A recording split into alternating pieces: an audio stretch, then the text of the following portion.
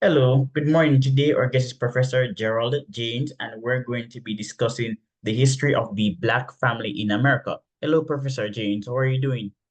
Good afternoon. I'm fine. I hope you're Yeah, feeling as nicely as I am. I'm good. You are a professor at Yale University, and I read your article published in the Dubois Review. The Dubois Review is an academic journal. Your article was quite fascinating. It is titled Origins of Post-1960 Black Family Structure, an Interdisciplinary Analysis. Professor James, what motivated this research? Well, it's something that I had been thinking about for quite a while because the as many people, as you may know, and many people know, there was a very sharp increase in the proportion of Black children who were in families with one parent after roughly 1960 in the United States. And if you it because this break occurred after 1960, roughly it doubled from about 20% to 41% between 1960 and 1980. And it had been pretty stable around 20% for literally 100 years before that. And because of that, everyone said, well, whatever the reason for this change is, it must have had something to do with things that were happening after 1960. And as a consequence, they had various views on it. The two most cited viewpoints on why this occurred were that there had been two liberal welfare payments offered in the United States, and that Black people, particularly Black women with children, had broken up families and decided not to marry, and that this was the reason. I didn't think that that was a very strong reason, and there was a lot of good evidence against it, but it still prevailed among primarily conservatives in the United States as their leading cause. The second explanation is that there was, after 1960, a large decrease in the number of manufacturing jobs called deindustrialization. And because of that, Black men were having a very difficult time getting jobs decent enough to maintain families, and that that was the primary reason. Now, I thought that if one looked at things from a more historical perspective, that what you would find is that in urban areas of the United States, there had always been two things prevalent among the Black population. The first, there was always a um, larger female population than male population, significantly large enough to notice. And two, the proportion of Black children in one parent families or families with their mother only had always been higher in urban areas than the rest of the country, where most Black people up until around 1950, 1960 lived in rural areas. So I sought to find different explanations. So that was the primary motivation for writing the article. All right. Did slavery destroy the Black family? Okay, an interesting question. It is. Uh, I'd prefer to rephrase it, because destroy, there's still a lot of Black families, one, and two, when you say destroy the family, a lot of legitimate types of families exist, right? So since we still have a lot of families, that's probably not quite the way to think about it. I prefer to ask the question, how much did slavery weaken Black families' ability to maintain themselves and to support themselves in ways that would produce healthy and productive children and to become adults? And the answer to that is that slavery obviously did weaken the family because when you start listing all the things that are happening in slavery, you can't find very many good things. But the best research, and now I'm talking about people who have actually done what I think are a remarkable job. There is a large repository of interviews of Black former enslaved people that were mostly done during the 1920s and 1930s under the auspices of the federal government during the Depression in particular. In the 1930s, people were given jobs. And one of the things that they did was they went into Black areas and looked for and found obviously elderly Black people who had been born in slavery.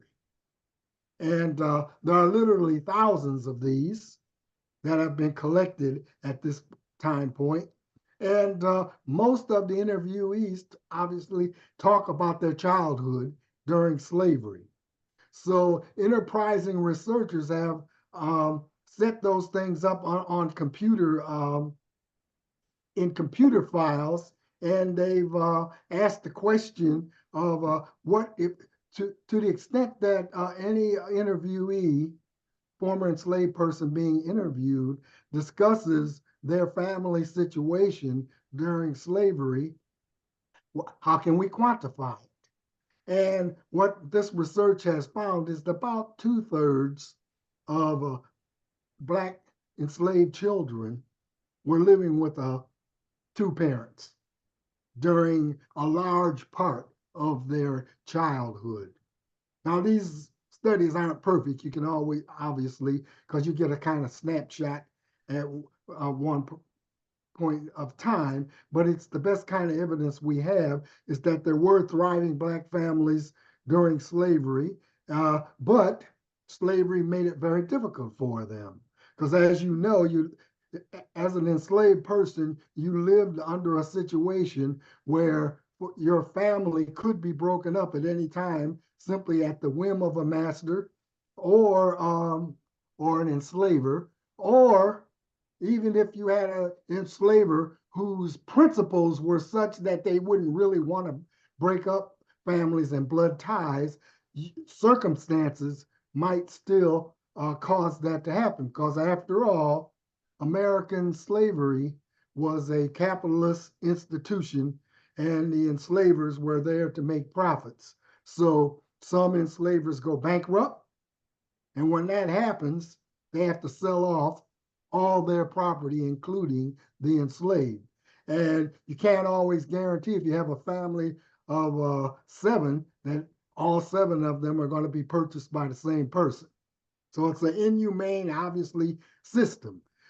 Secondly, enslaved people were often part of the dowry or bequest that an enslaver might give to their daughter or son when they married and went off to establish their own home. In that case, families were broken up.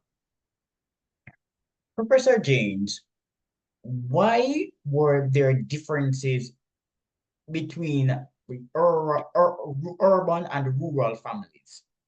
Okay, well, that's a good question because in my article, the heart of the argument is that in rural and particularly plantation areas, now let's say we're talking about roughly the period in the United States from about 1870, which is 5 years after the end of the Civil War and full emancipation, and 1970, right? So during that point, for most of that period, the majority, a super majority, 75, 80, 85% of the Black population lived in the southern states, which were largely agricultural based.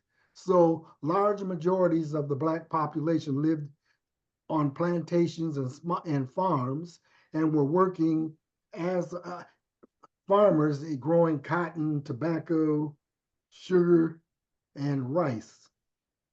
And the argument that I'm making is that if you look at the economic conditions in the rural plantation areas in particular, that those economic conditions differed from what you would find if you moved into a city, even a small town in the South or the North, because of the relationship between family household structure and the production system. So let's start with agriculture. And the most typical would be to think about a cotton plantation.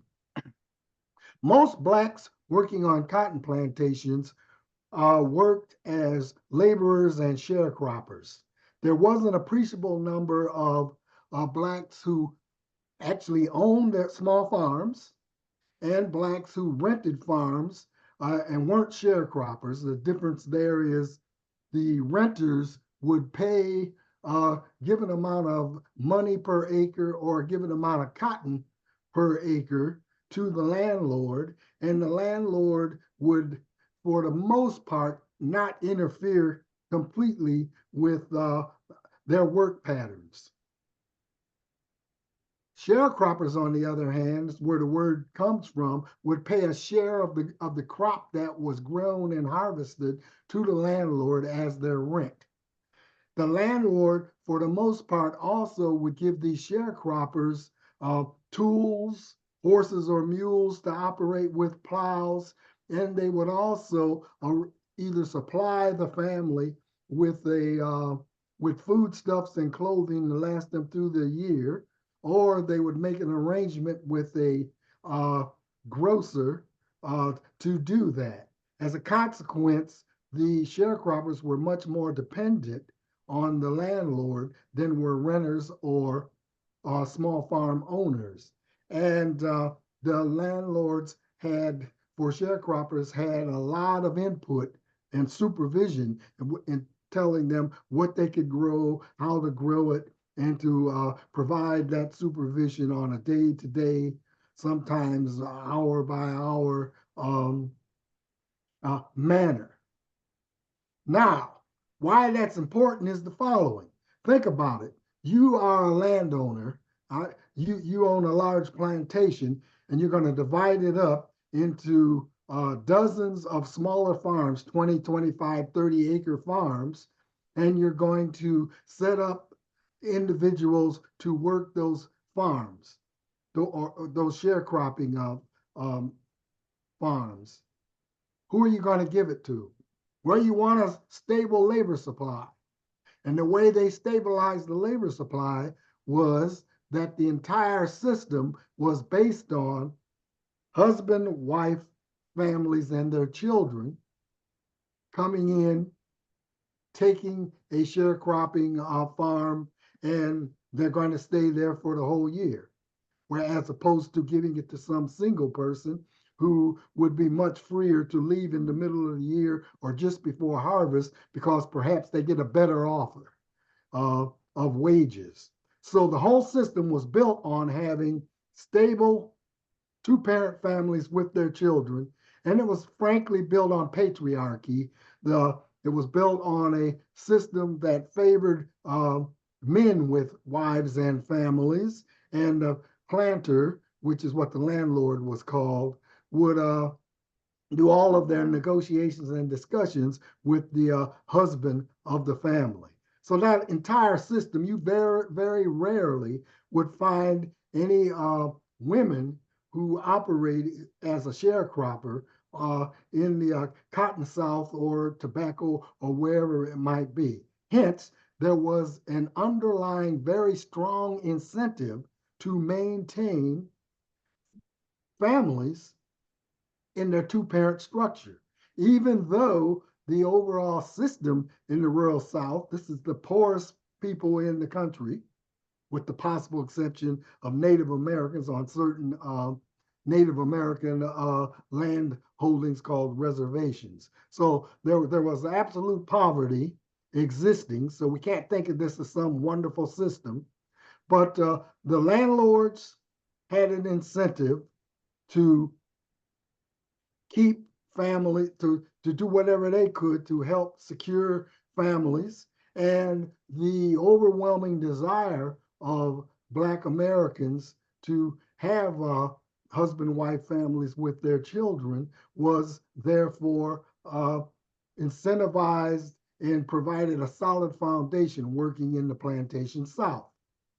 The second reason why this stabilized things that's most important is that many of the planters from the very beginning, as one would expect, they had enslaved Black people, so they were used to having Black people working their farms or working their plantations. So as a consequence, because Black people were cheaper, they had fewer options to go get jobs anywhere else, a point we'll come back to shortly.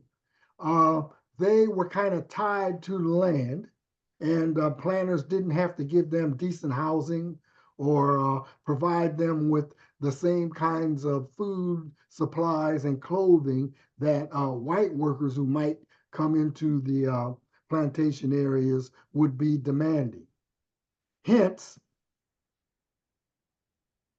the way segregation operated in the rural South was that you would have large sections of the rural South counties um, that were majority Black and many super majority Black. So areas that were called the Black Belt for two reasons. One, they had rich Black soil, which was good for agricultural products, but they had these majority Black populations from slavery times on. That meant that Black families attempting to secure a sharecrop did not have much competition from white families who might be attempting to do the same thing. So most of the white families who were sharecropping or renting would be in different sections of a county. So the two kinds of things that were important to this entire system was that one, high incentives for both the laborers, the Black formerly enslaved people, and the plantation former enslavers was to maintain these two-parent families and to maintain the fact that there wasn't that much competition between individual Black and white families to secure a sharecrop. Now, move to a city. What differences are there? Well, if you get a job in some storefront or get a job in a factory or work for someone as a domestic servant, they don't care whether you as a man or a woman are married, have children, or are living with a spouse. They just care that you're showing up for work on time and doing the job the way it's supposed to be done. So there is no tying together as there was in the agricultural sector of the structure of families.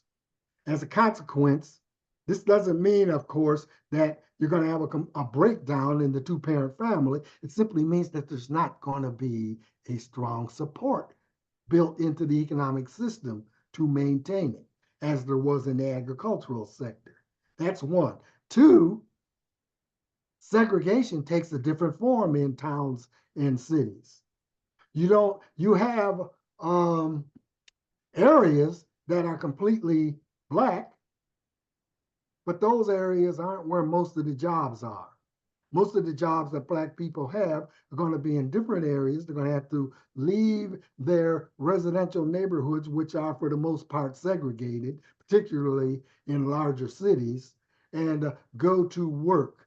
As a consequence, what they find is that the built-in system of segregation by residence, not by workplace per se, doesn't give any advantages to Black people. Now, Black men in particular have to compete for their jobs with white men. And as a consequence, racial discrimination and prejudice prevents Black men from getting decent jobs, even in cases where they're highly qualified for them. So segregation takes on a different kind of configuration. So what you would find for a large employer might be something like the following. A good example would be, let's move this up. In 1950, outside Atlanta, Georgia, there was a large Lockheed aircraft um, factory. Uh, and it was the largest employer in the area. It employed something like thousands of workers, but only a fraction of the workforce were Black, even though the Atlanta, Georgia metropolitan area had a substantially larger proportion of Black people living in it. And the way to think about how segregation operated would be the following. In the mid 1950s, the Lockheed aircraft factory in that area had roughly 500 job classifications. Black workers were restricted to 20 out of that 500. What that meant was, and of course, those were the 20 lowest paying, most subordinate type of jobs. It was just better jobs and better job classifications, irrespective of education or former training, like in the military, the Air Force, or something like that, where you had actually gotten skills that were usable in Lockheed, were not available to you.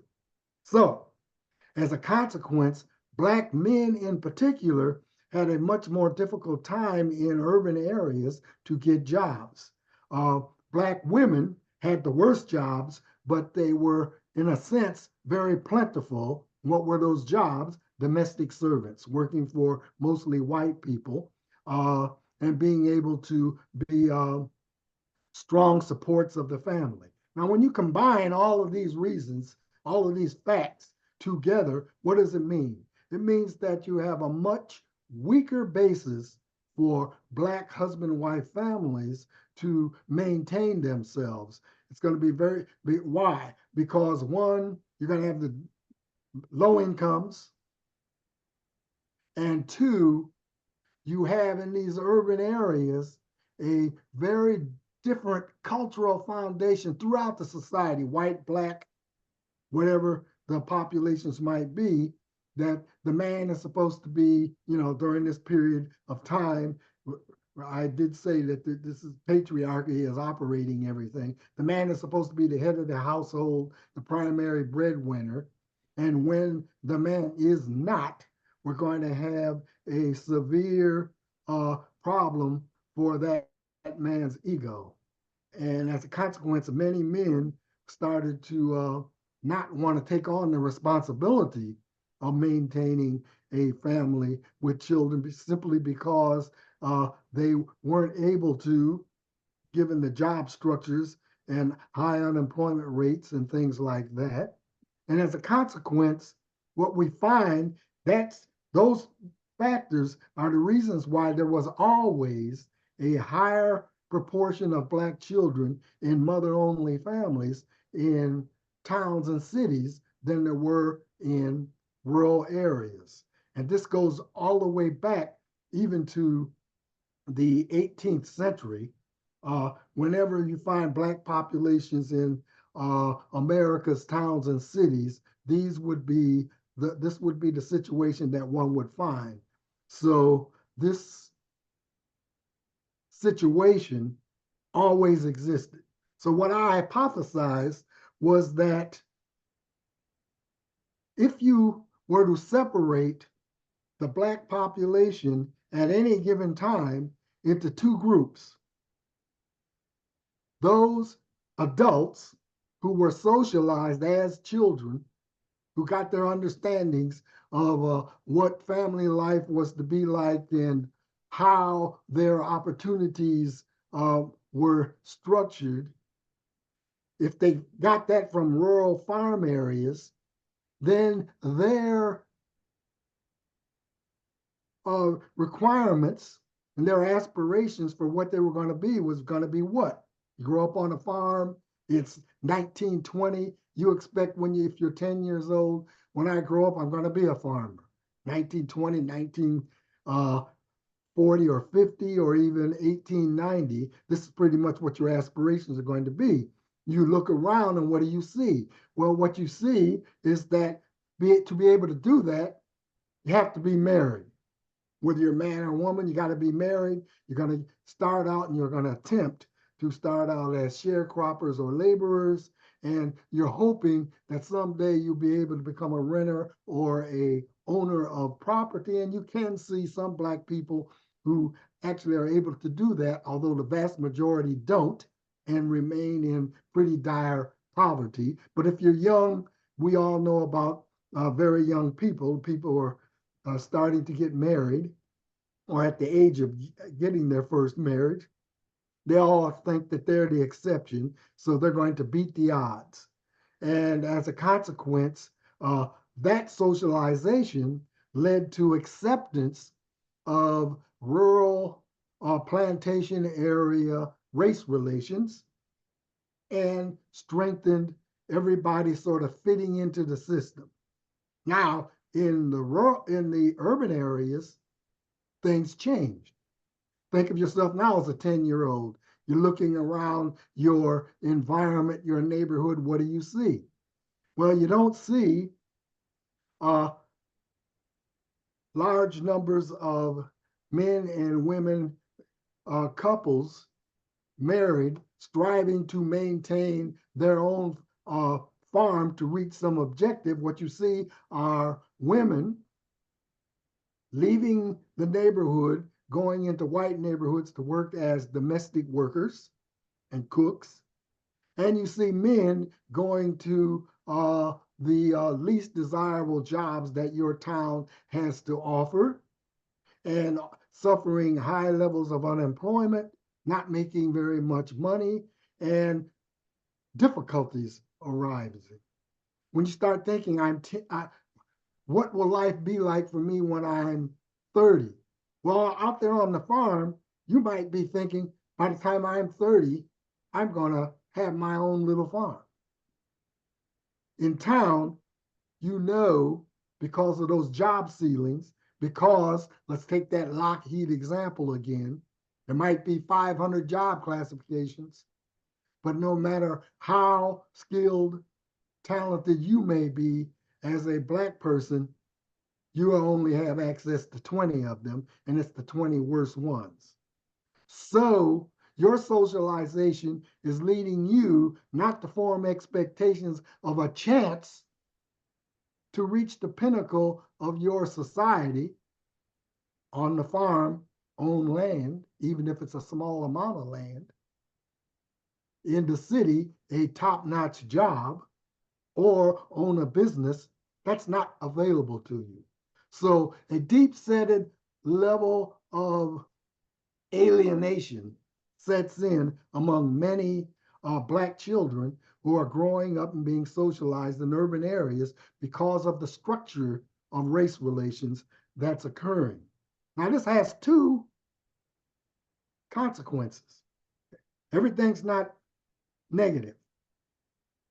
What, if you're in the urban area, does this really lead to? Well, you're alienated, and there are generally two responses to being alienated from something. And what that something is now is American institutions. One response, excuse me, is to avoid whatever it is that is not providing you the kind of respect that you feel that you are owed. How do you avoid it? Well, you don't do the kinds of things that are going to put you in the situations where you're going to be disrespected. Go to work in those subordinated jobs where you're not making very much money, and race relations are not providing you any respect, and in fact, maybe are disrespecting you, particularly if you're working around white people. You're going to be subject to a lot of disrespect.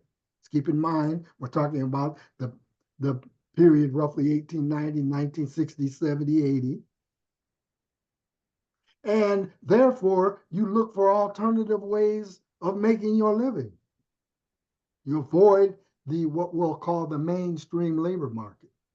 And so you look for ways of making your living that are going to involve gray market activities, black market activities, and frankly, sometimes illegal activities. Those jobs and the men who are occupying them don't make for great husbands.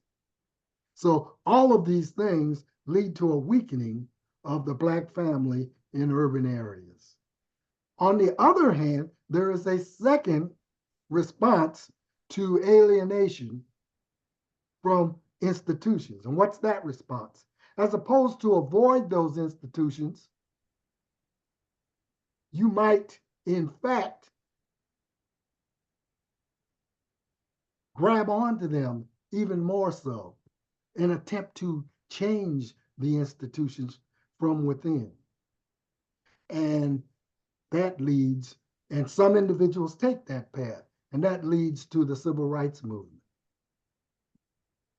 What an elaborate explanation. So the black family, the structure of the black family is a consequence of urbanization and economics. That's what you're saying. That's what I'm saying. I'm saying that urbanization had a different structure of race relations than the rural areas did. And let's keep this straight. That's not making the claim that race relations are better in the rural areas, because obviously they're not. Blacks are higher, much more subordinated and despised in the rural areas than they are even in the urban areas.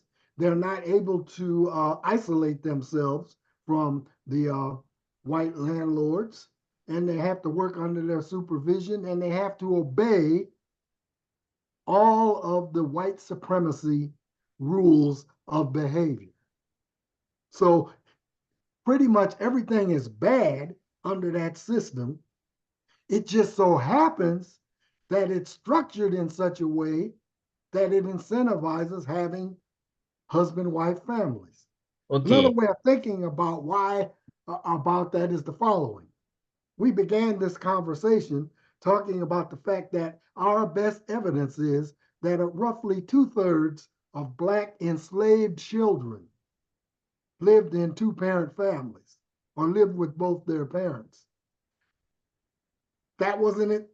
That was under slavery, but nobody is going to make the argument that slavery was better because of that than not being in slavery if the percentage or proportion of children is lower than 2/3, but the children are healthier in many, obviously in many ways. The parents have more freedoms and opportunities. So what we're talking about now is simply not a moral argument, but an argument simply the way economic institutions are structured and how they support various forms of behavior and family structures. Okay, then. So, Professor, but would you say that welfare had a negative effect on the black family? Do you find any data supporting that contention? Okay, first let's put it in the following way. It comes down to the cart before the horse, or vice versa. If the family is already weak and has broken up, let me backtrack that. Let me backtrack that.